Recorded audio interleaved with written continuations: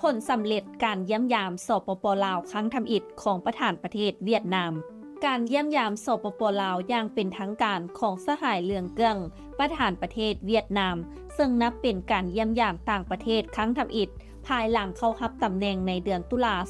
2024 การพบปะหารือระหว่าง2ประเทศครั้งนี้บ่เพียงแต่เป็นการกระชับความสัมพันธ์ในระดับสูงยังมีผลสำเร็จสำคัญหลายด้านดังนี้การขับเคลื่อนเศรษฐกิจใหม่ทั้งสองประเทศได้ยืนยันร่วมกันในการเร่งพัฒนาโครงสร้างพื้นฐานขนาดใหญ่เช่นโครงการทางด่วนเวียงจันทน์ฮานอยและโครงการทางรถไฟเสริมสร้างการเชื่อมโยงทางเศรษฐกิจและการค้าระหว่างประเทศซึ่งจะเอื้อประโยชน์ต่อการขนส่งการลงทุนและการท่องเที่ยวอย่างก้าวกระโดดสุขยู่ความมั่นคงและความสงบภายในประเทศ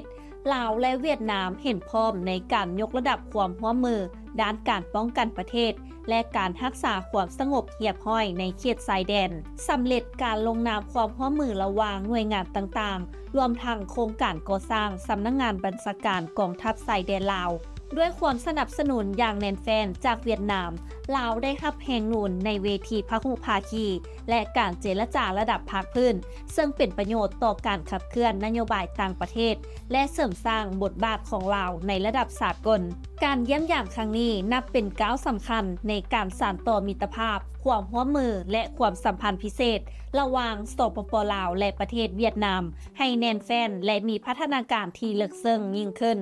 น้ำอบธรรมวงศ์รายงาน